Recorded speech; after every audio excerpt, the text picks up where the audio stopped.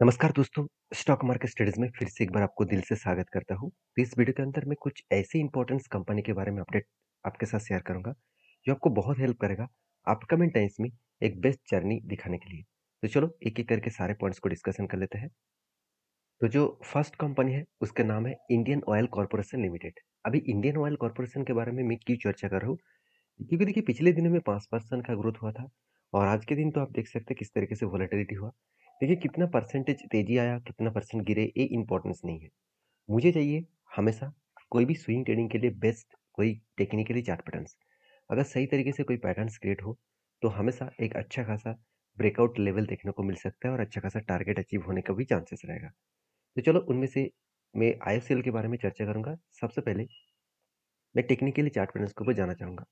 अब ध्यान से देखेंगे कंपनी के ऊपर देखिए, जब एक एंटी पॉइंट्स मिला था और मैंने आपको ये भी शेयर किया था कि कंपनी के ऊपर 1, 2, 3, 4, 4 के 4 यहाँ पे बाइंग कैंडल बने। उसका टोटल रेंज निकल का है कितना 25%। चलो एक बार मैं आपको देखने में आसानी होगा, कुछ इस तरीके से कलर कर रहा हूँ। चलो अभी ठीक है। तो आप देख सकते हैं यहाँ पे कितना परसेंटेज दिख रहा है 25%। तो ओवरऑल कंपनी का जो टोटल रेंज बना यहाँ पे 1, 2, 3, 4, 4 के 4 टोटल जो रेंज बना, इस रेंज के अकॉर्डिंग जब भी इस नीचे लेवल को टच करेगा तब यहाँ पे एंटी बनेगा। तो फाइनली कहाँ पे एंटी बने, वो डेट था 2024 में, और वो भी कितना 5 जून। तो 5 जून में कंपनी के ऊपर एंटी बने थे और फाइनली देखिए टारगेट कब हुआ। टा, टारगेट हो चुके थे इस जगह पे। इस जगह का मतलब क्या है, जो लेवल निकल के आ रहे थे करीबन 186।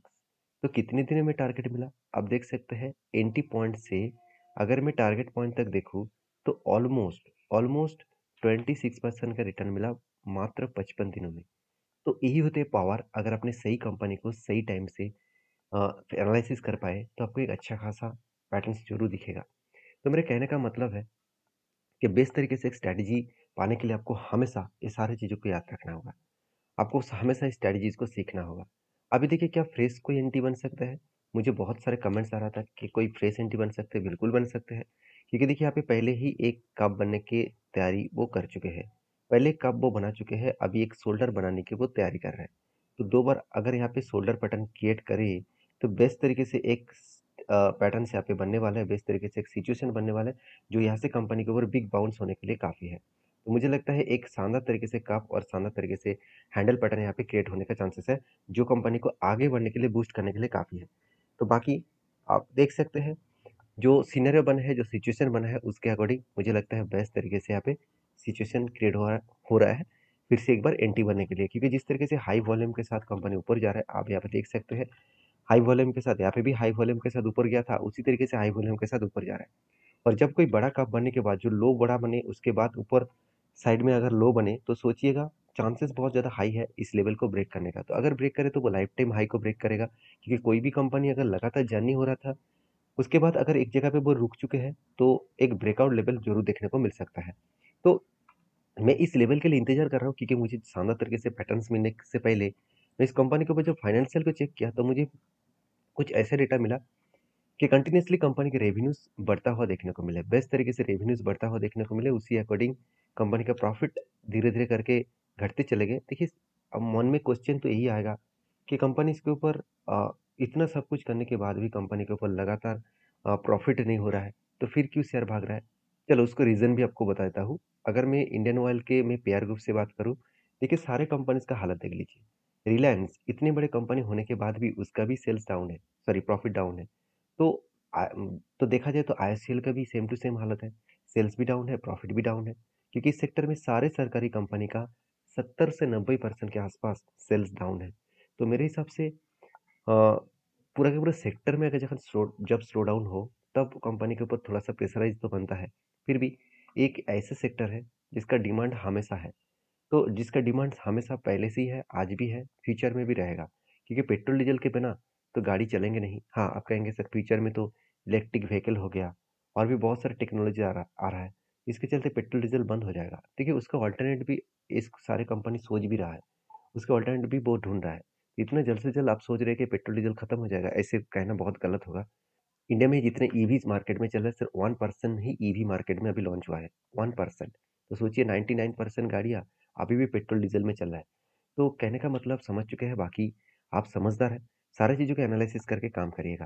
नेक्स्ट जो कंपनी है उसी सेक्टर का और एक कंपनी हिंदुस्तान पेट्रोलियम कॉर्पोरेशन। अभी देखिए इसका भी हालत सेम टू सेम मैं आपको दिखा देता हूँ। सबसे पहले देखिए इसका भी देखिए सेल्स एंड प्रॉफिट ग्रोथ बहुत बुरी तरीके से खराब है। फिर भी इतना खराब होने के बाद भी अगर मैं कंपनी के बाकी पॉइंट्स को देखूँ, तो आप देख सकते हैं कंपनी के सेल्स का आंकड़ा देखिए बहुत स्ट्रांगली ग्रोथ हो रहा था। अभी प्रॉफिट का ग्रोथ देखिए तो पहले बहुत ज़्यादा था, अभी धीरे-धीरे करके कम होता देखने को मिले। मतलब प्रॉफिट एंड सेल्स का जो ग्रोथ है, वो देखा जाए तो ठीक-ठाक है। तो हाँ, ठीक-ठाक मतलब प्रॉफिट तो सेल्स तो ठीक है, मगर प्रॉफिट ग्रोथ में वीकनेस है, वो वीकनेस को फिर से वो रिकवरी कर सकते हैं। इसी के बीच में कंपनी के ऊपर एक पैटर्न्स भी क्रिएट हुआ, जो पैटर्न्स में बहुत दिनों से तक लेके चल रहा था। अभी देखिए, मैंने जब ट्रेड लिया, कुछ इस तरीके से पैटर्न्स बना था, कुछ मैंने आपको यहाँ पे दिखाना चाहूँगा, क्योंकि देखिए प्राइस एडजस्टमेंट हो गया, स्प्लिट एंड बोनस दिया था इसलिए। मैं एक बार आपके सामने लाइव करके आपको दिखा रहा हूँ, तो आपको सारी चीज़ समझ में आ जाएगा। तो पैटर्न्स कुछ इस तरीके से लेवल्स में बने, ध्यान से इस चीज़ को देखना। कुछ इस तरीके से लेवल्स में बने एक्चुअली कंपनी का जो लेवल बना, कुछ इस तरीके से लेवल्स बने। तो आप यहाँ पे देख सकते हैं, बहुत सारे यहाँ पे पैटर्न्स क्रिएट हुआ, उसके बीच में मुझे कुछ इस तरीके से लेवल्स देखने को मिले, जहाँ पे कंपनीज़ के ऊपर ये जो कप बने, यहाँ पे जो कप बने एक्चुअली कप कहाँ पे बने? इस जगह पे। इस जगह पे कप बने और उसी के बीच में यहाँ से ही एक छोटा-सा हैंडल बटन भी यहाँ पे क्रिएट हो चुके थे। मैं हैंडल बटन भी बना के दिखा देता हूँ, बना के मतलब यहाँ पे जो बना है वही मैं आपको तैयार करके दिखाया तो आप देख सकते हैं। काफ़ी विधान पैटर्न्स कंप्लीट हो चुके हैं और उसके अकॉर्डिंग कंपनी के ऊपर क्या बना, उसके अकॉर्डिंग कंपनी के ऊपर एक पैटर्न्स क्रिएट हो चुके थे।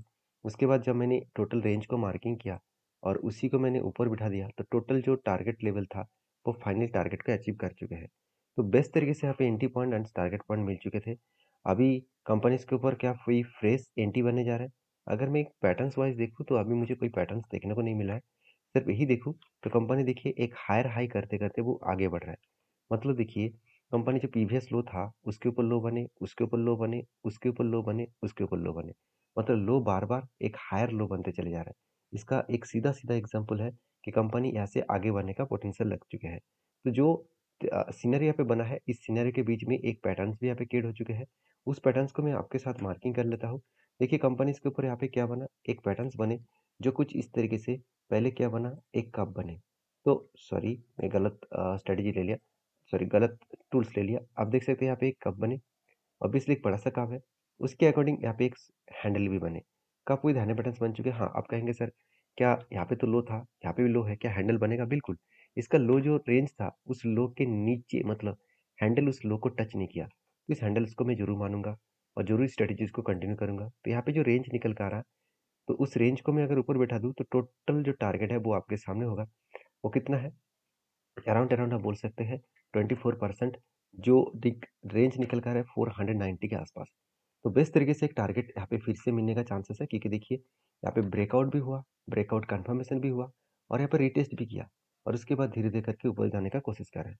तो यहाँ पे एक छोटा-सा टारगेट लेवल यहाँ पे मिल सकता है, जिसके लिए मैं इंतज़ार कर रहा हूँ, क्योंकि पहले भी एक एंट्री मिला था, सेकंड टाइम भी यहाँ पे एंट्री मिलने जा रहा है। तो आपकी क्या राय है ज़रूर कमेंट्स करना, क्योंकि मैंने आपको लाइव किस तरीके से पैटर्न्स बनता है वो आपको मार्किंग करके मैं आपके साथ शेयर किया हूँ। तो आप इस तरीके से पैटर्न्स को ढूँढिए, उसके बाद फाइनेंशियल डिटेल्स को चेक करिए, उसके बाद काम करें।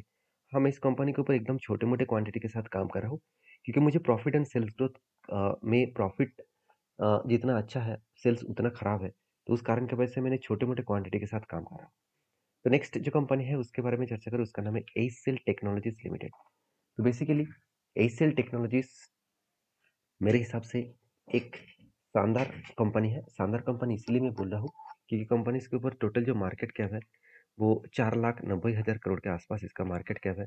और इस कंपनी के ऊपर मुझे खास पॉइंट दो लगा, क्योंकि इस पेयर ग्रुप से देखेंगे तो बाकी सारे कंपनीज का जो हालत है सेल्स एंड प्रॉफिट ग्रोथ का, जैसे टीसीएस जैसे इंफोसिस जैसे कंपनी के ऊपर भी हालत बुरी तरीके से खराब है। और उस जगह पे एसएल टेक 20% का ग्रोथ किया, वो भी प्रॉफिट में। और 6.7% 6.5% के आसपास ग्रोथ किया, और वो भी सेल्स ग्रोथ में। तो जब किसी कंपनी के ऊपर सेल्स एंड प्रॉफिट ग्रोथ इतना स्ट्रांगली ग्रोथ हो रहा है, तो उस कंपनी के ऊपर एक पॉजिटिवली मोर ग्रोथ तो दिखेगा, पॉजिटिवली एक जर्नी तो दिखेगा। तो मेरे हिसाब से एज ए इन्वेस्टर, प्रोमोटर से लेकर एफआईडीएस पब्लिक के पास बेस्ट तरीके से इन्वेस्टमेंट आपको देखने को मिल चुके हैं। तो ये एक सीधा-सीधा एक एग्जांपल है कि कंपनी अगर स्ट्रांग हो, तो उसके ऊपर हर टाइम में आपको कुछ पॉजिटिव डेटा देखने को मिलेगा। उसके अकॉर्डिंग मैंने जब टेक्निकली चार्ट पैटर्न को यूज़ किया तो कुछ इस तरीके से शोल्डर कम बिग हेड, उसके बाद छोटा सा एक शोल्डर मिला और फाइनली क्या हुआ, एक बार मैं आपको दिखाई देता हूँ। फाइनली क्या हुआ, ब्रेकआउट भी हुए, ब्रेकआउट कंफर्मेशन भी हुआ और रिटेस्ट भी कर चुके हैं और उसके बाद देखिए कंपनी धीरे धीरे करके आगे बढ़ने का कोशिश कर रहा है। तो जो लेवल लेकर मैं चल रहा हूँ 2163, इस लेवल तक मैं टारगेट लेकर चल रहा हूँ। मैं हमेशा टारगेट लेकर चल रहा हूँ, ये बताने का मतलब ये नहीं कि आपको मैं कोई बाय का सेल का रिकमेंडेशन कर रहा हूँ। काम करना है तो आपके खुद के ओपिनियन के हिसाब से करना पड़ेगा। मेरे तरफ से सारी चीज़ों को सीखिए, समझिए, उसके बाद काम करिए। मेरी तरफ से बाय एंड सेल का रिकमेंडेशन कभी मत सोचिए, क्योंकि मैं जितने सारे पॉइंट्स आपके साथ शेयर कर रहा हूँ वो आपको बहुत ज़्यादा हेल्प करेगा कुछ नया सीखने के लिए, नया कोई ट्रेड लेने के लिए, मतलब ट्रेड लेने के लिए नहीं है। तो प्लीज़ एक बार आपके ओपिनियन के हिसाब से काम करिएगा और कौन सा वीडियो आपको अच्छा लगे तो ज़रूर मुझे कमेंट्स करके बताइए। आपको किस कंपनी के ऊपर जानकारी चाहिए वो भी मुझे कमेंट्स करके बता सकते हैं। नेक्स्ट जो कंपनी उसका नाम है डॉक्टर रेड्डी। जो डॉक्टर रेड्डी जो कंपनी है, इस कंपनी के बारे में बात करूँ तो कंपनी इसके ऊपर एक बहुत बड़ा अपडेट है। वो देखिए कंपनी डिविडेंड भी दिया है, बायबैक भी दिया है, बोनस भी दिया है। कब? 2006 में। कंपनी फर्स्ट टाइम 1:5 रेशियो का यहाँ पे बोनस इशू करने जा रहा है। तो जो सॉरी स्प्लिट इशू करने जा रहा है। तो जो लोग स्प्लिट पाना चाहते हैं, एक के बदले 5 शेयर, जरूर इस कंपनी के ऊपर फोकस रखिए। आई होप वीडियो में आपको जानकारी अच्छा मिला होगा। अगर मिला है तो चैनल को सब्सक्राइब करना। मिलते हैं नेक्स्ट वीडियो में, तब तक के लिए धन्यवाद।